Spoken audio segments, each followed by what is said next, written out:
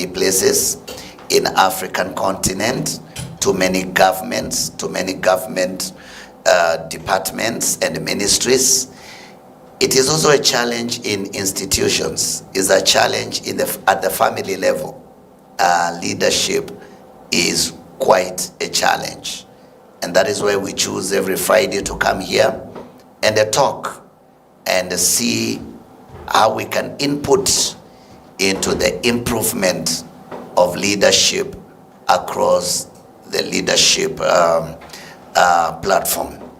And so we are blessed again this morning to have wonderful guests, those that are experts in leadership and in various fields and in analysis. And so we just want to invite them. On my far left is Reverend Alan Kefa. Thank you, Reverend Alan Kefa, for being here. Good morning. Thanks for having me.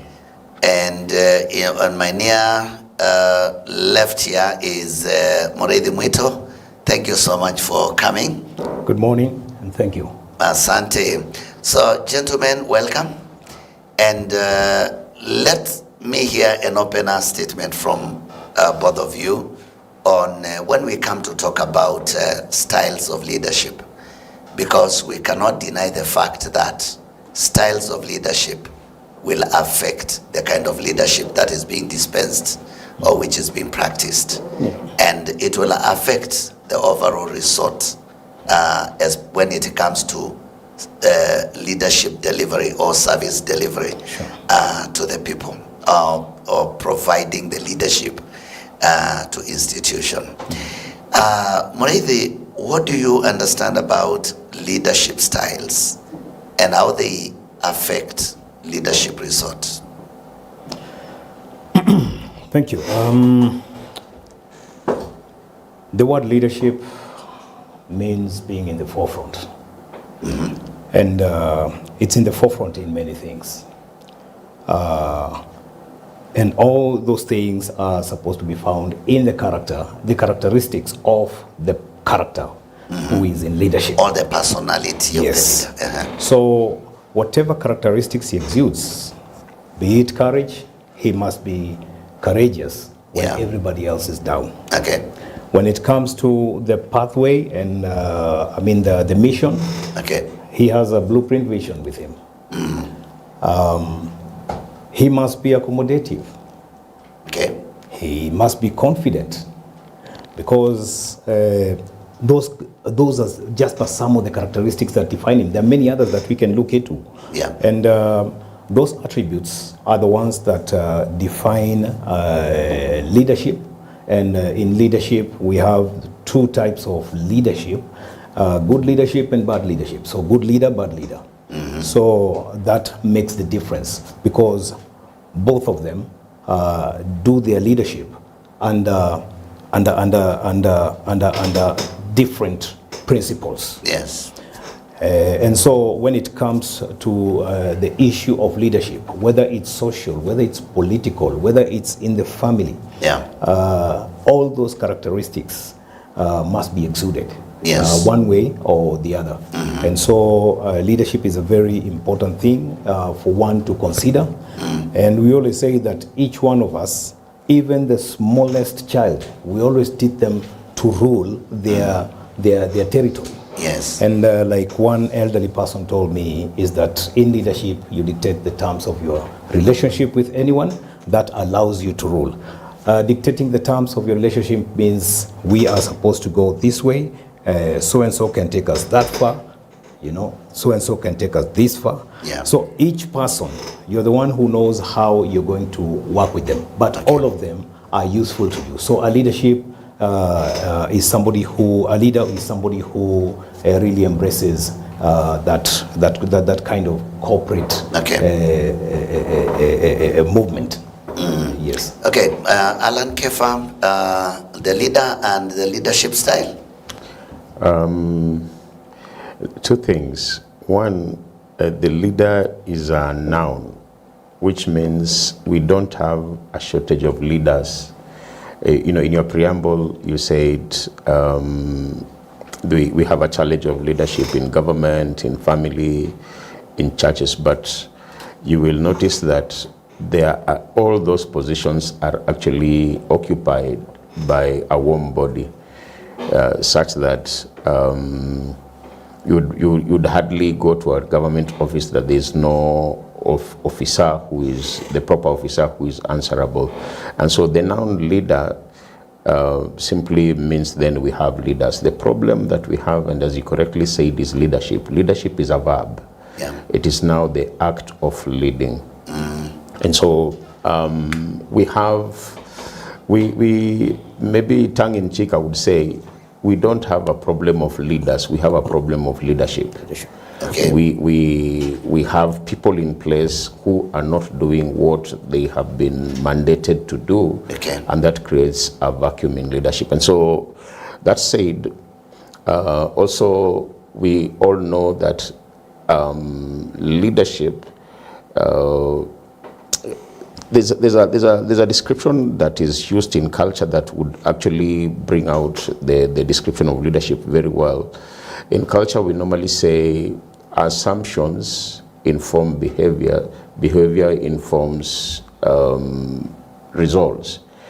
And when it comes to leadership, then there are certain default settings which would then qualify to be assumptions, certain default settings, history, perspectives, character, as he said correctly. They will inform behavior. And that behavior then ultimately informs the results you get in an institution, in a family, in a nation. And so the root problem then, we must come back to these assumptions. We must come back to the defaults, as it were.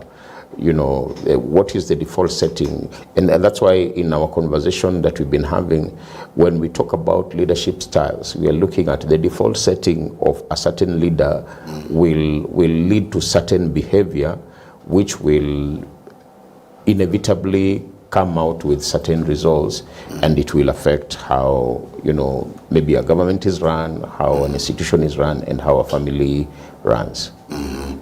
Amazing, amazing. So,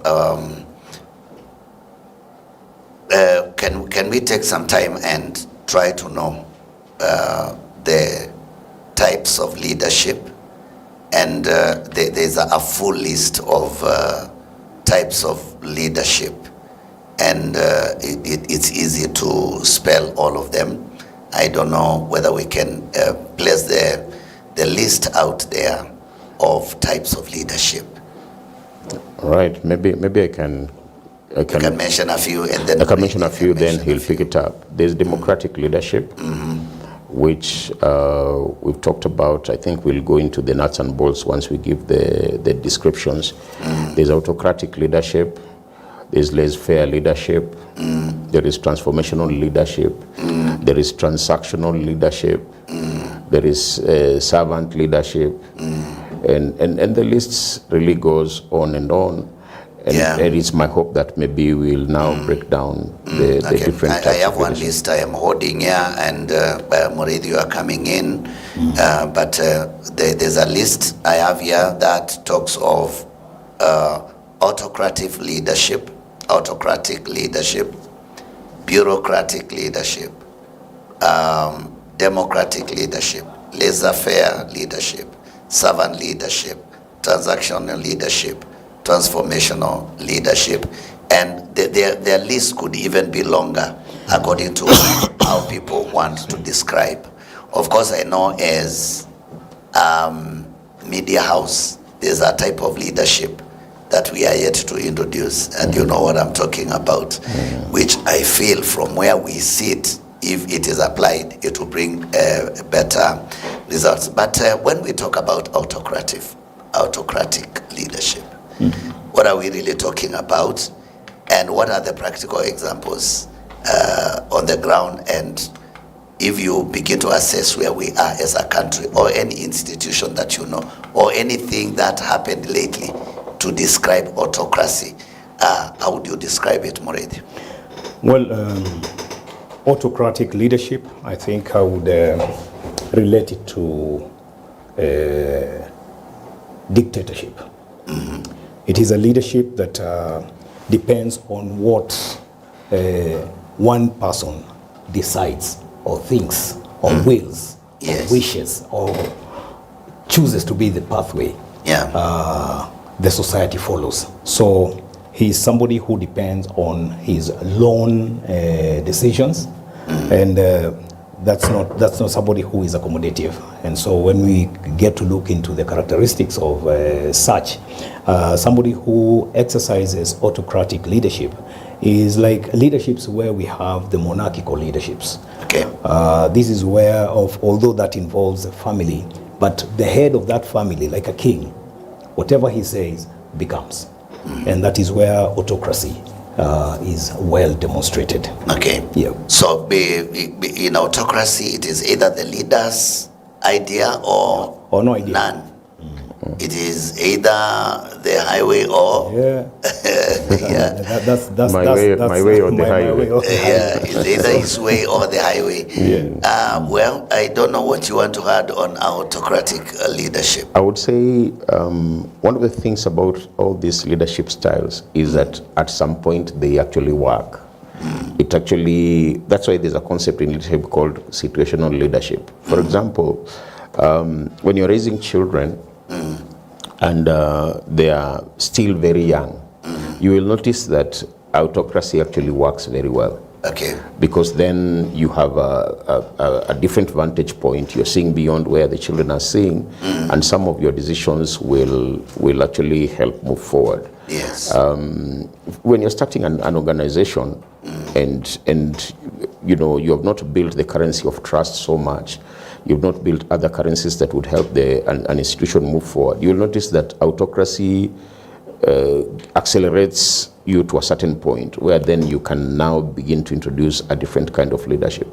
And so even as we look at the leadership styles, it's interesting to note that when you come to situational kind of leadership, then you'll notice there's a place where you want to make a quick deal, you want to gain quick ground, and if you go through the process of going through the different committees and all that, you will not move forward. Then autocracy naturally becomes a way that you will move things forward. Okay. But it is not the best form of leadership. All right. So now it's like our biggest problem and challenge in Africa is mixing democracy and autocracy. And I don't know if Muriithi, you'll throw in something here. But I see African leaders championing for democracy, and they keep on talking about it on their platforms. But when it comes to where rubber meets the tarmac or road, you find that it is autocracy. And I would want you to describe the situation for us well, and maybe even throw in something that can remedy it.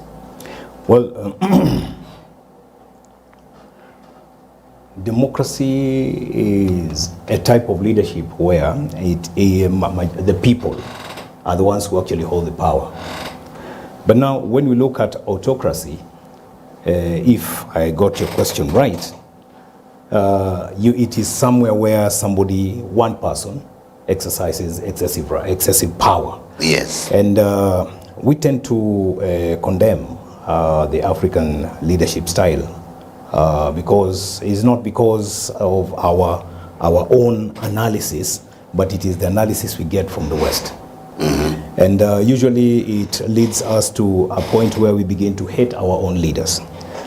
But I will look at the so-called democratic, how they become autocratic, using the best of examples like America. America will pretend to be so democratic when it comes to issues like elections. And the issues of elections in a country like America is actually determined by very few people. And you have discovered what we had a very clear example, which really exposed the American democratic, braggadocio, I would call it, because Yes. they always bragged that they are the best people who have been exercising democracy, and it began with them, and true, it began with them. But anytime you muzzle people with a small clique called the Electoral College, then you're done. Okay. There was a time, I think it's Donald Trump who was in a race with Hillary Clinton. And Hillary Clinton won the votes by majority. Okay. That is what is called democratic win. But due to the factor that they really considered of foreign policy, they had to reinstate their authorities, restamp their authority on the countries, on other countries in the world as the superpower. Okay. So they had to find somebody who is hard-headed, obstinate, rigid, you know, and the person who fitted well was Donald Trump. Okay. Because Barack Obama had introduced a system where he had actually created a roundtable for negotiations, which was not a style of a superpower. A superpower is there to dictate. Yeah. And so the autocracy comes in with what you see with this gentleman, the current president, Donald Yes, Trump. Even yes. the things that he does not have to gain approval of either the Congress or even Pentagon or whatever. He makes decisions, and I think he goes for it because he goes by the interests which he feels are good for the Americans. Yes. Not what Americans feel is good Of for course, them. the rallying is call was what he Make feels. America Great Again. Absolutely. And that So- is what he is going for. Absolutely. And I heard my colleague say that when you're starting even an organization, I wanted to chip in that there's something we call a vision. And I said there is always a vision bearer in every type of leadership, even if it's democratic. But it depends on how accommodative you are, so that you can be able to share out your vision and not carry it out by yourself, like maybe the neighboring leadership. Yeah. Where the president can only reason with his general, who is a son, and CS, who is a wife, and another who is a daughter, you know. That kind of system is where autocracy comes in, and I'll say that one is more of monarchical. And, but yeah. what you're saying, democratic, if democratic is well exercised, is the 50+1, which most African countries, especially a country like Kenya, where we have a very advanced constitution, try to implement. 50+1, majority win, you get it all. This issue of, I don't know, rotation of presidency, it's hogwash, it's balderdash. It's something that is not supposed to be even considered. Because you cannot call it a democratic vote. When you lose, or when somebody loses, it becomes a thing now of the fair But leadership. if we can be a little bit forthright, Yes. in Africa, have we ever enjoyed a democratic election? Yes, we have. And do we have a democratic leadership systems running? Because I tend to feel, if this is me and I'm throwing it to you, since this is me, I feel like our African leaders are autocratic, but they use democracies to sanitize their autocracy. I don't know what you take on that. When you hear somebody judging, it means he's better, or he sees things better than the one who's being judged. Okay. The culprit. So the culprit is Africans. And the judges are the ones who are trying to define their democracy, their democratic understanding. Yeah. You know, they're the ones who told you it's a government for the people, by the people, to the people, you know, all those things. And all power was to be concentrated on the people. The constitution that we have bestows all power, sovereign power, to the Kenyan person, the Kenyan citizen. Okay. Then the Kenyan citizen voluntarily delegates responsibility, sovereign powers to Bishop Kavoy as an organ of the government to execute Service A. Yeah. He gives some to the executive. He gives some to the National Assembly. The same Kenyan. So in all organs of the government, a Kenyan citizen, even the one in northeastern Kenya, even the hungry one, and the one who is satisfied, they are all represented in that role. So what I'm trying to say is that I would still want to the hear African from you. leadership, The African Kenyan leadership, is it democratic or is it that is what autocratic? I didn't want to take you very far. I'll bring you to Kenya. Okay. The reason whether I get satisfied with the results or not, the reasons that take us to court, and that makes it even fairer, that there is somewhere your case can be heard. Yeah. And in Kenya, it is the 50+1 principle that works. So let me not go to the rest of the Africans. Yes. Kenya has got a law that has enabled Kenyans to exercise democracy and fairness to a certain level. You've seen that we have had cases even for presidential, and then what proves the case as evidence, the ones who are the complainants do not present it. Like maybe the form, is it called Form 34A, which was signed by your agent representing your political party in that polling station where the first counting was done, the first actual real counting was done. Yeah. The real results are found at the polling station. And the person who was in that polling station signed for the other person, because you have to sign for each other. That's how it works at the polling station. Okay. And you have to sign whatever result that is recorded in the form 34B that is carried by the IBC representative. Okay. So which means the room that has considered or done the whatever tabulations that were to be done on the results that have been cast, the votes that have been cast, it's so clean and so fair that even that which was to be discarded, you are actually asked whether this is a fair vote or not. So what I'm trying to say, this is one of the countries that really demonstrate, Kenya demonstrates this thing. So when I'm disgruntled, out of whatever reasons, because of course rigging takes place everywhere, I have a platform called the courts. And people like us have taken a matter to court and won ourselves by election. So it means there is fairness in the Kenya's justice system if it's implemented to the latter. So to explain democracy, I think we are an icon to other African leaders and leadership. Okay. So that is during elections. Now when the leader gets into office, do you feel like most of the leaders rule democratically or they rule autocratically? Kev? When you look at democracy as a principle, we have a very progressive constitution. Yeah. But then when you come to the application thereof, the reason why we actually even end up with the court cases and petitions after the elections, it is because they are not perceived to have been democratic or fair. All right. And that's why people rush to court. However, on paper, what is coded is that we have a very democratic, in principle, but then in application, in practice, that's where now the rubber meets the road. Again, I will throw in culture. When you want to talk about culture, then you need to study the language, because if you study the language, you'll understand a lot about culture. For example, something like negotiated democracy, what does that even mean? Because it's either democracy or it's not.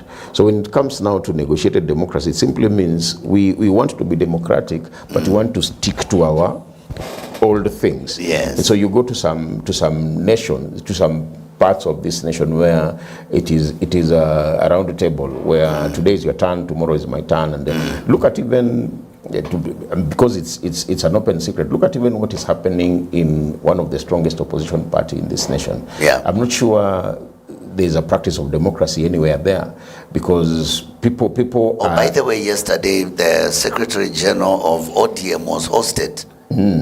Yeah, people are doing everything they want to do because of them. What forum hosted him? I am not even sure I want to. Is it national delegate? What did they call that one? National Executive Council. National Executive Council. And is there an executive council without the general secretary?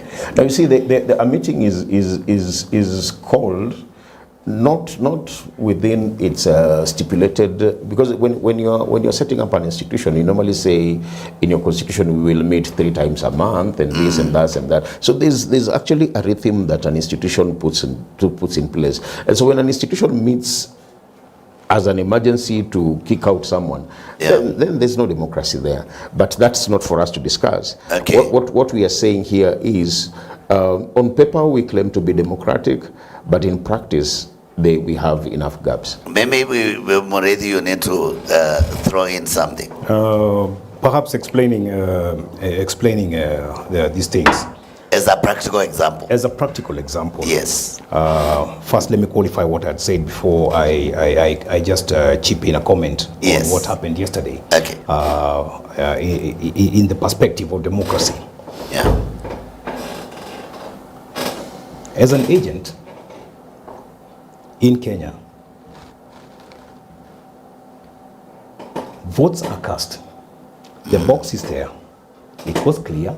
It has been filled up. It's poured for you to count.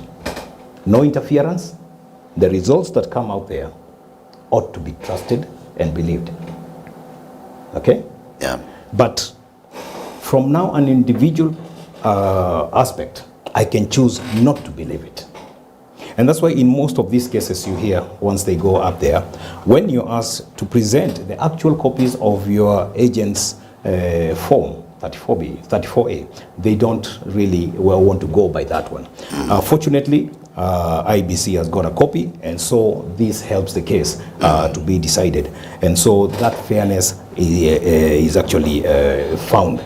And so even the issue, the thing that happened yesterday concerning Edwin Sifuna, if I would say, let me call his name, because he was kick-ousted as the Secretary General of Azimio. The NEC cannot make a decision at the party level without the advice or the ratification of the same issue by the delegates conference. It's called the delegates conference. That represents the views of all Kenyans because they come from Mashinani. These are people who are elected from down there, and they're the ones who come to actually deliberate on that issue and pass a decision. Then it is then that they consider whether to host this guy, depending on the sentiments they will have gathered from that crowd. Yeah. That is what advises the NEC. So they skipped that step and they went straight into NEC, and that is why the aggrieved person had a locus standi. Yeah. When they went to the tribunal, whether it was a tribunal or even if he would have chosen to go to the High Court, he would have still been heard. His case was well admissible because skipping a step or doing it without following the agreed formality, then it becomes flawed. Same thing to what happened with the deputy president, second deputy president. He still remains the second deputy president. Because in Kenya law, you are innocent until proven guilty. We don't have time right now to make reference to what. We are talking about leadership styles, and we will get into details. We'll get into that one. Yes. To get into the contents of Article 144, which speaks about incapacitation, which speaks about what do you call this? Because incapacitation is in Article 145 for the presidency. Yes. Then the same law says if you want to impeach a deputy president, you will borrow from the impeachment process of a president. So whatever considerations you have for a president, you should have them even for a deputy president. But let me take you to the Article 134, 143. The impeachment of this current, of the second deputy president had 11 counts, and in those 11 counts there were some criminal counts because he had robbed whatever. He was somebody who seemed to have kind of suffering from some form of madness, dementia or something. He was forcing people to kneel down before him. That's psychological. It cannot be judged by Article 144. It can only be judged by Article 145 because psychological is now medical. Okay. That's a mental incapacitation. So the 11 points were a mixture of those ones. But go to Article 143. Article 143 says no criminal or civil case can be instituted against a president, sitting president, until his tenure elapses. Okay. Clause 2 says no civil or criminal case can be instituted against a president and any other person who carries out the presidential acts that are made in parliament, not the constitution. The acts that are made in parliament can be amended, adjusted by the Supreme Court. So that's why he's at the High Court level, and it will still go all the way to the Supreme Court. But what I'm trying to explain is that what we're having here in terms of freedom, in terms of leadership, in terms of character, it is being explained in a manner. I mean, somebody gets into the office and decides that away with the law, and let me go by my feelings and emotions. And that's where we were defining the characteristics of a bad leader, which are found in the autocratic leadership. Okay. You know, you do what goes by your whims, and that's it. So the leadership that we have, like maybe, for example, in Kenya and many other African countries, is that once they ascend to power, they become themselves. Okay. Okay. Don't take it very far. Keep it with you, because we are coming back. Yeah. But I feel like, okay, so all these things are happening. Like if we take what happened in ODM yesterday, and what happened during the time of the impeachment of the second deputy president, it looks like there could be a hand that wants to force things a certain way against the law, and that is basically what we are calling autocracy. Yes. What you said, Bishop, power corrupts. Absolute power corrupts absolutely. Absolutely. And so what we saw in ODM the other day is just that we don't want to talk about it openly, but it's nothing new. That's why they were even able to concord and come up with it, because that's how they have always run the party. And don't forget, we are looking at the reason. Why is it happening like this? And because somebody wants to have his way. It is because absolute power simply means then I will do whatever it takes to stay in power. I will do whatever it takes to continue enjoying what, even if it means bending a few laws here and there, even if it means crossing over to another party and making it whatever is happening right now. That's what absolute power does. He mentioned the US, and I really liked that example, because US, they thump their chest that they are democratic, but one morning the president can wake up and send his agents to another country, arrest a president there, and come back. And the following day they will say they are democratic. Yeah. And so we really have to put a magnifying glass, and this is not anything I will say on this program, is that the way you define anything will determine how you even, move with it. Because if you define something the wrong way, the net result will be you will do the wrong things to achieve that. If your end is not clear, then you will do the wrong things. You will celebrate the wrong things. You will get the wrong people on board, because the end is not right. And so when we are saying our aspiration is to be democratic, what does that even mean? We need to go back to our culture. We need to go back to our formation. We have never, for lack of a better term, we've never been democratic as Africans. We have always had chieftains. We've always had tribal lords. We've always had, what I call the Messiah syndrome. And so those are the lenses through which we look at leadership. Okay. And so when we come to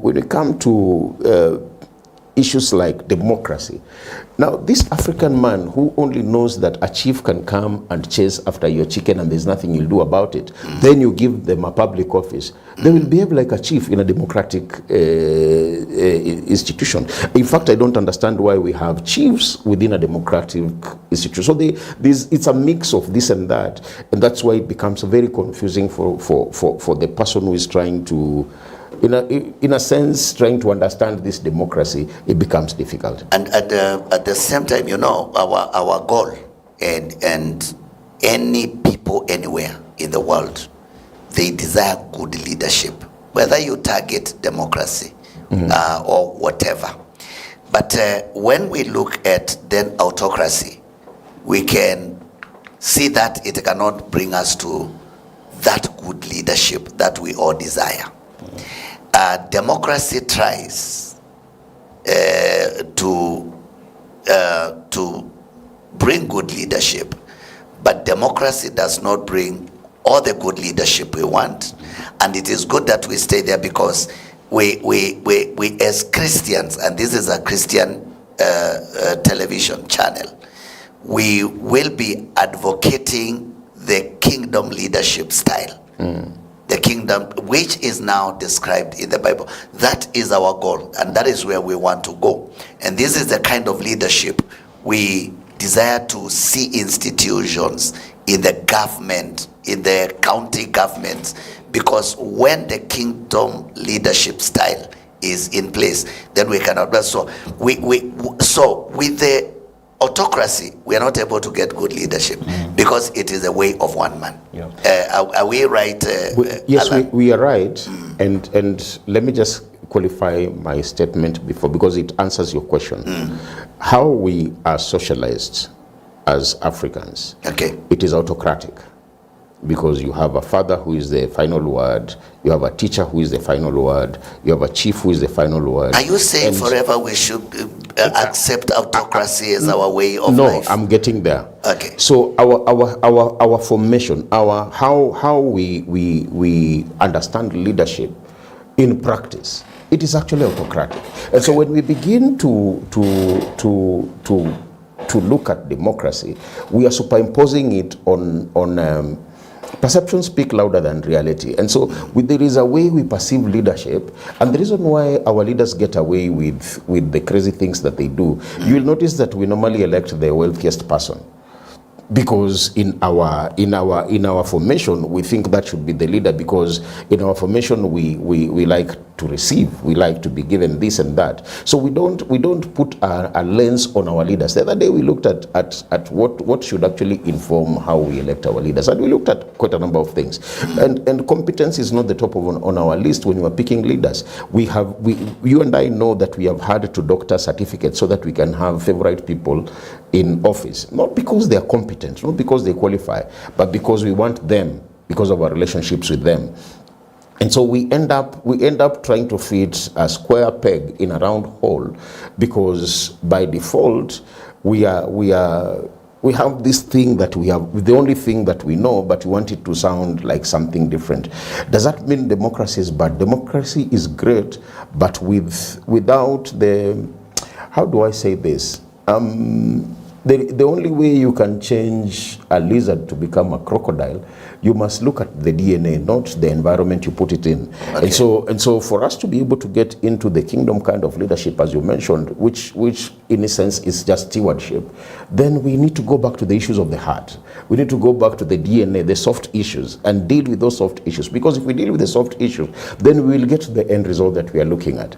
But if we will have different leaders, and God help us, we are progressive, we are growing, we are better than where we were 10 or so years ago, but we still have a long distance to cover. Can we now focus on the Kenyan journey of leadership? And if we can try to begin to look from the first president of the Republic of Kenya, that is Mzee Jomo himself, and then we came to Arap Moi, then we came to Kibaki, then we came to Uhuru, then we have now President Ruto in office today. In our leadership journey, what kind of leadership have we been receiving as a country? And out of these 5 leaders, how could you describe their leadership styles?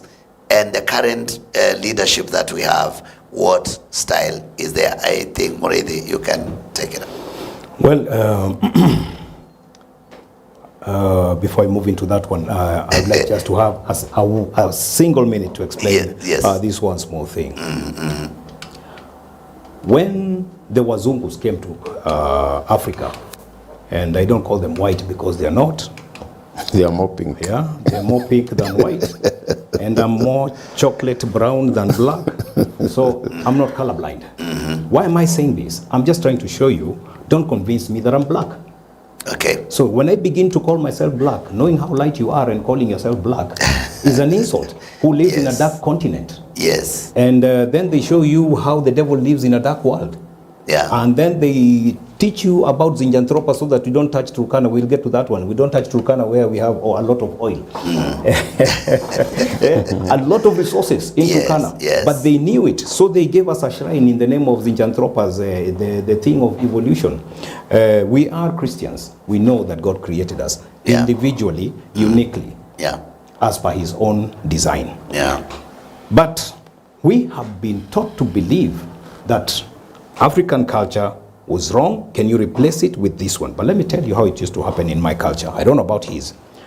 In our culture or many other cultures, we used to have a situation where there was a cabin for the mzee called Dingira. There you go.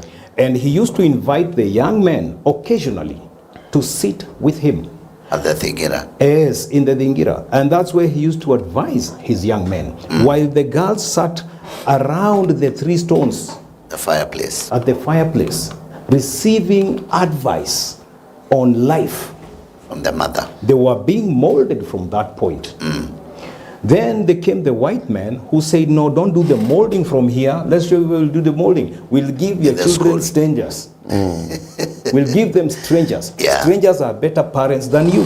Okay. And we believed it. And that's how our mindset has been. But I rejected that one a long time ago. Yeah. And give you an analogy, an example of when we were doing our submissions after the failed constitution referendum. Okay? We did submissions before Kiplagat. And everybody else was coming with the big words, they what from Constitution of Guyana, South Africa, and wherever. But when I got to my time, I spoke about Africans forgiving themselves and getting back to their original or default settings. Today, you're wondering why a young man will shove you off while you're walking along the streets. It's just some manners that has been introduced, some ill manners that have been introduced by the culture that we adapted. And the culture we adapted says, oh, things are changing. Yes, things are changing. How about people? A girl is born a girl, a boy is born a boy. And if we mold them from a boy and make the boy become not a modern boy or what was a man, then that way we'll be able to actually restore the respect that we ought to have for ourselves. Now, coming back now to this one, too much of that can take another whole show. The first president, and what you have said is very profound. Yes. Yeah. The first president, Jomo Kenyatta. I want first to say that I don't want to get so political, but I would say in defining just the leadership of Jomo Kenyatta, without considering the true history of, the Kenya becoming what it is. Yeah. And the leaderships that we are looking into. Yeah. Before Jomo Kenyatta, there were other leaders. Because there was a situation in Kenya where Kenya was demanding for freedom. Okay. And so there are leaders who had a different style of leadership. And him also, in collaboration with the colonizers, he also had a different way of perceiving things towards what they call freedom. The true history dictates that what you were before, at the back of your mind, is what you exude when you get the real and actual powers. Okay. The worst of it is, yes, independence had been fought, blood was shed, and others were able to, take over, but now come into the leadership. Yeah. As he progressed on, he realized that he has to do some things by himself and other things for himself. Okay. Which may not get into right now. But it is such things that caused the difference between him and the likes of Jaramogi Oginga Odinga. But after the incident of Jaramogi Oginga Odinga, we saw a different Jomo Kenyatta, who was now a real autocrat. And the cronies who really supported that kind of a move did it until maybe around 1976, when Jomo Kenyatta began to feel weak. And so the succession thing came. And there was a story there, which we will not go into. Oh, it must remain here, the power. So Moi came in. Moi fuata nyayo. He was a good man, but he was seeking for an opportunity, or he was waiting for an opportunity where he will present the real self to the Kenyan people. We saw it for 20 years. 24 years, yes, 4 years he was a very good guy. They say from 78 to 82 he was a different, but from 82 he became a different man who now made decisions in his state house bedroom, and that became the law. So the following morning he would go to the streets and make a declaration, and that's it. Okay. And nobody challenges that one. That is a second autocratic leader. Remember during the Kenyatta's time, when he started falling ill, around 76 up to 78, when he was being taken ill several times, numerous times, that's the time police would arrest you for by looking at you, and they would conclude you are thinking ill of the president. And you are you're thinking of the president dying or something like that. Yes, that's not your case. Although you don't even know that he's collapsing wherever he is. But that's how it was. Second autocratic leader Moi, he took it all the way. Now there came another leader after Moi. After Moi, who was a good leader using bad laws. So who was supposed to use bad laws? They were there. He was supposed to use the bad laws, but he chose out of personal prerogative and volition. He decided, I'm not going to use this law as it is. I will use it this way. And that is Kibaki. That is Mwai Kibaki. Yes. So Mwai Kibaki decided to include and involve people. There were times we were arresting police officers, we find them misbehaving in the streets or in the roads, on the roads while they were doing the job. And this was one of the things. There was a way he was dealing with corruption, unlike the way the former president was dealing with corruption. He allowed the law to take its course, whether you're his friend or not. He allowed you to go to court, and you can be there and choose to have these bad laws, and choose to now use your conscience. He was good in the heart, but the laws, the constitution was not. He used his conscience. And that's where we see a leader where he was now, portraying that empathetic character of a leader. You feel your people. And you want to share with them all these resources. I would like the people who have never experienced the presence of a government, and they testified. Actually, it's not him who testified, neither the government testified. People from Northeastern said, now we know that we have a government. When they began to see some form of development, although they were very far, places like Nyanza and other areas, they began to feel in being involved, in a government. So there came the fourth president. The fourth president came for... Now he has better laws. Yes. He came, he found a system running. He decided, I'm not going to use that system because maybe it was too high for him. And so that system that was set crumbled within his 5 years of lull, because he was not very active in the first 5 years. The deputy was very active. That's clear. And so come after 2017, we now saw him. But he was coming to fight a system that now after 2017 he was coming to fight a system that had already had taken roots, under his deputy. So fighting it out, he had to pick a fight with the deputy. And that's how it started. And he could not rule like himself. He reached a point where he felt, I think it is time I stamp my feet wrong. He would have sought from where he lost it, where the rain started beating him, and that was 2013. But he never did that. He picked it from there, because now there was pressure. Your time is elapsing. Maybe their family interest to be protected. Maybe the people who sponsored his campaigns and all this. So he had to come so hard, knowing that it's only 4 years. So That one, again, brought out his autocratic mentality. Doing things the way you think, weenda pale, fanya hii, kuwa hii, that's it. That's leadership. But when you force it, again, the autocratic mindset comes out. Now, So finally, there came a system that is very vengeful. We'll have to do away with almost everything that may have been established by the ones who are there. We're starting afresh. And that is why, even right now we are heading to Singapore. The bottom-up and the hustler economy and principles and the hustler manifesto is not implemented right now. We are actually imagining ourselves at the moment. Like the way some preachers used to come to Kenya and tell us, imagine you're driving that Mercedes. Now we are being told to imagine we're in Singapore. Yet, Singapore had to deal with corruption before they started securing the funds that they would use. So they had to deal with the corrupt.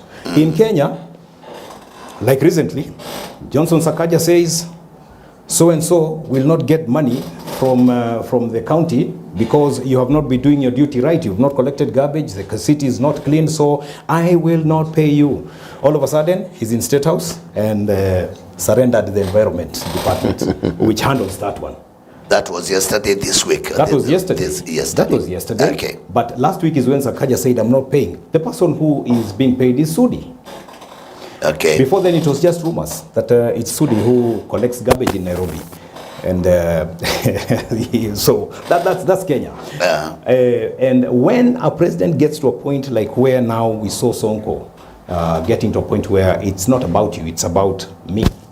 And altering a constitution that has been voted in by people, mooted by the people, voted in by the people, and then you try to misconstrue it.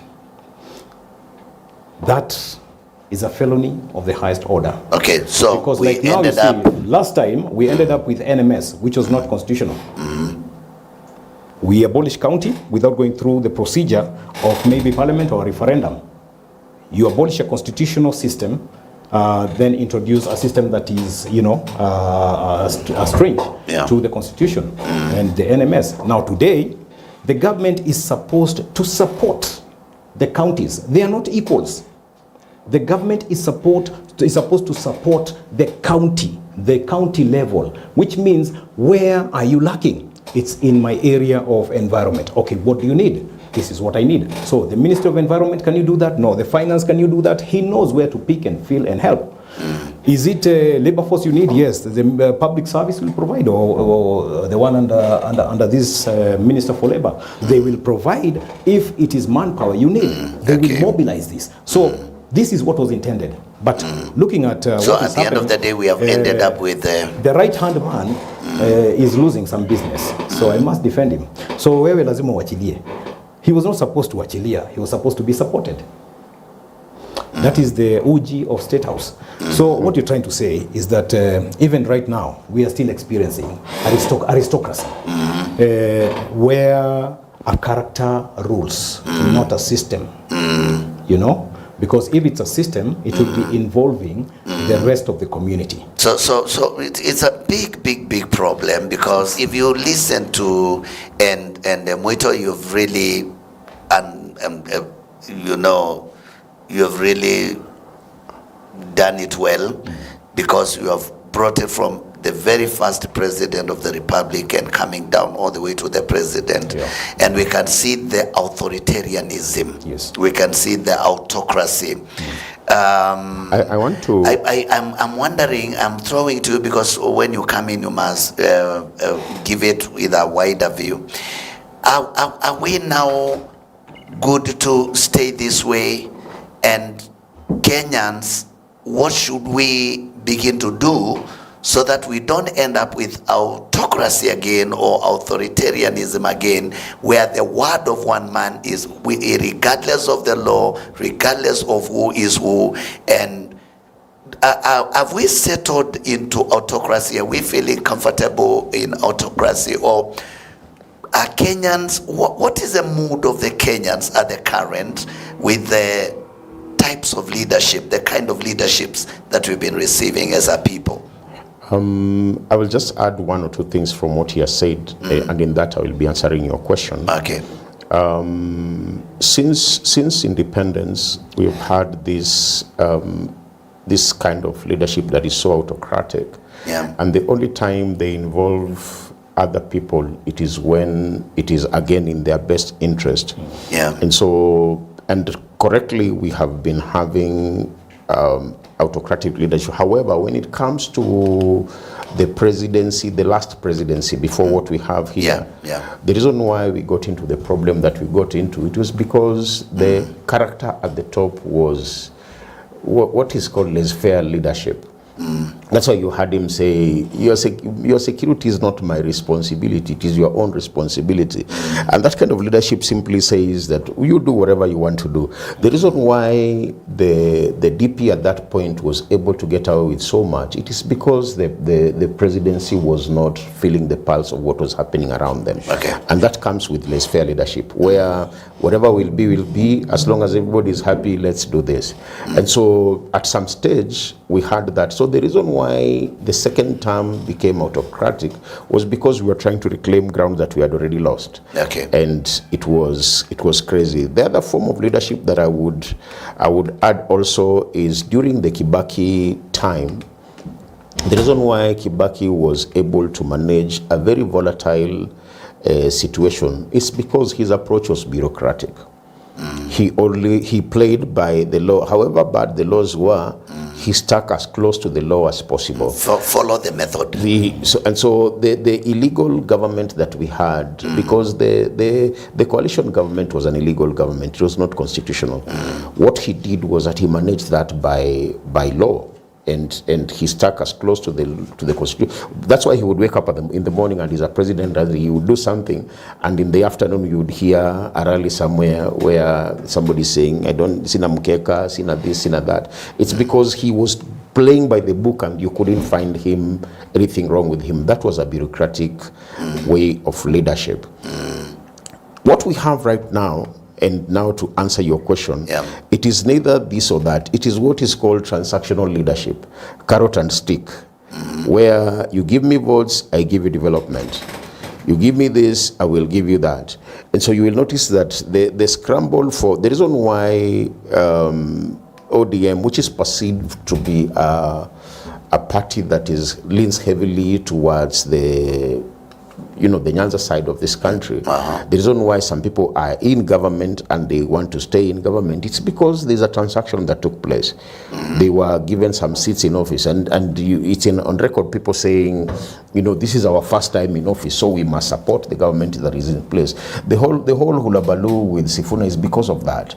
It is because him is saying, no, this is not we stand. Somebody is trying to apply transactional leadership. So what we have had, I think from the time of Moi, has been transactional, which is politely called benevolent dictatorship, where I will do what I want, but I will give you what you want to support me to do what I want. And so we get a permanent secretary here, we get, I've had calculations that make me laugh every time, because whenever the people are speaking, they are saying we need to be in government, or we are in government because we have 10 public cabinet secretaries, we have this, we have that. It's a transaction that is taking place. People go into office because of what they can get for themselves and benefit for themselves, not necessarily even their own communities. And so the carrot and stick is what has been working more in the current regimes, as from Moi's time up to now, where you play ball, you will get development. You do well, you will get a flag. There's a time there was this whole story about the flag on your Mercedes. That was a very it was a very that was transactional. You behave well, you will. That's why you are hearing people saying our community are pulling out of this because we have a voting block, and if you don't give us what we want, we'll walk away with our voting block and take it somewhere else. And so even the negotiated democracy principle is transactional leadership. And so we are running out of time, and we need to begin to wrap up right now. But looks like there are many leadership styles that are being applied on us, but it's like they change with the need of the hour, the moment, so that it can deliver to them what they want. But what is hiding behind all this is an autocracy. It is the default setting of the autocracy, where I am a dictator, but I will give you a flag if you will help me push my agenda. Okay. I will give you this if you. It's benevolent dictatorship, which is transactional. Just dictatorship. It's transactional. Dictatorship, whether benevolent or what, it's dictatorship. Okay. But that benevolent dictatorship is actually driven by the selfish attitude, you know? Yeah. And so it is the selfish attitude because it's all about me and myself. Okay. And that's why they end up becoming what they become. Now, since time is not on our side, I also wish just to chip in something. The Kenyan leadership is so intercepted by what we call the tribal factor or the tribal connotation, which is not wrong, but the negative tribal principles are the ones which are not supposed to be carried into anything that you want to do communally. If my brother comes from Nyanza and I come from Mount Kenya, I'm supposed to drop some of those negative notions, negative tenets, negative principles, and tackle what we are supposed to tackle. If it is making good our lives for our families, me and him, then we should shed some of these things and say, your culture is good for you where you are. But here, let's now put our cultures aside because we don't ascribe to those ones, all of us. So, subscribe to that. So, what I'm trying to say is that in the Bible, there are 12 tribes, and I cannot choose to be holier than God. I will say it should be there because everybody has a belonging. When we were doing our submissions in 2006, Americans, a kind of perspective I offered is that Americans differ on race. British differ on class. Indians differ on class, the caste system. Somalis differ on clan. So, and Northeastern here. Every other country has got their own way of defining their systems. And some of them are extremely wrong, even not worth considering. So what I'm trying to say here is that by that time we were doing our constitution, we were 45 tribes which had never fought against each other. Okay. We were 45 tribes that would accommodate a lady from Ukambani with her pots and go back. You remember the barter trade of the 80s and before? Yes. They would come and get accommodated, and anything else you would offer for them, or anything else they would offer to the Kikuyu who has taken some things for the barter trade. It was still there while we were doing the cash trade. It used to happen because people believed you are human, I'm human. You know? Okay. So there are some things we shared off so that we can be able to move on. The problem with Kenya is not tribalism. You know? The problem with Kenya is what we have been trying to define. How do you choose to perceive it? Okay. It's a personal choice. The leader and the citizen. The natives are supposed to look at it from, yes, I'm a Kikuyu, but do I have the power to love my brother Kefa? It's a decision I'm supposed to make. Yeah. Regardless of who or what Kefa is. And Kefa has the power to choose to love me. It's a decision. Even in marriage, love is a decision. Okay. It's not an emotional thing. Many of us, sometimes we wake up in the morning, you don't even want to talk to your wife and she never did anything wrong. And, or anybody else, or even anybody else you find, you just feel the mood is wrong. But that does not then change the situation that you're still the husband in that house and the father in that house and a friend to anyone you meet outside the street. Yeah. So it's a decision. Now that I know what is ailing me, I think I should handle it this way. Okay. Where I spoke about dictating the terms of your relationship is that since I feel my mood is low, I will not have too much interaction with Brother Kefa because I don't want to offend him. Okay. All right. So that's the decision. I think we have a lot to learn, and I think all this is happening to prepare Kenyans so that when it comes to a time of putting people people in leadership. Yeah. They will do it knowing what each will deliver to them. We cannot do things the same way all the time and expect change. It will not happen.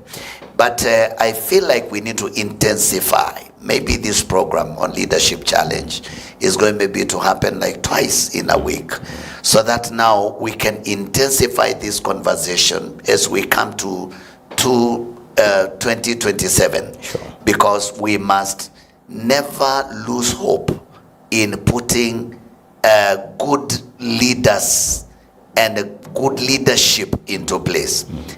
Because why we keep on lamenting and all the time crying is because we chose bad leadership, and we still have hope. We still have a chance. We still have an opportunity.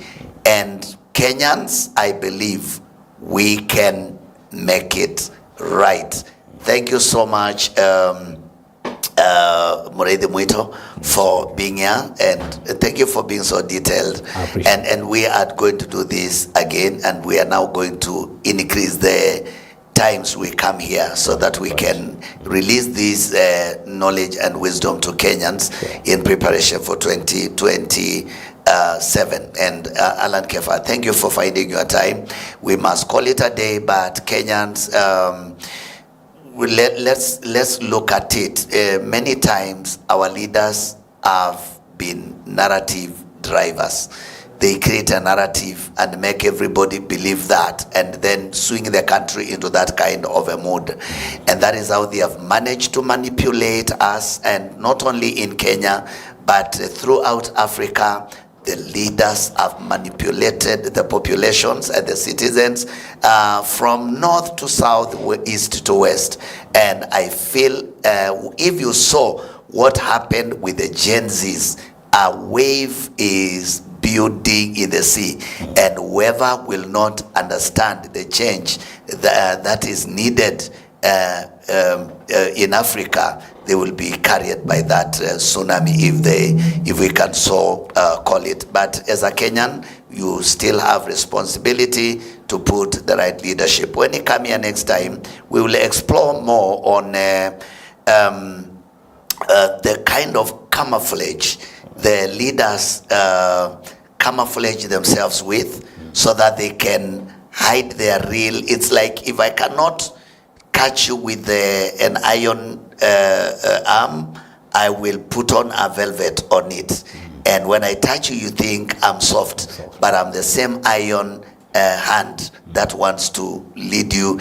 And these are things that we really must reveal and unfold to all Kenyans for their understanding. So we will be back here. I don't know whether we'll be on Tuesday or it will be on whichever other day that we are able to come and engage in this discussion and conversation. But Kenyans, we have the responsibility, and 2027 is not very far, and we must be tired of some things that we have done over and over the years, so that we can see develop. Because what we need in hospitals, what we need in schools, what we need for roads, what we need in homes, what we need in the agriculture sector, what we need in trading and commerce will never happen until we get good leadership. And we should not relent until we have it. And from me and my guests here in this studio, it is bye-bye and God bless you. See you again when we meet here.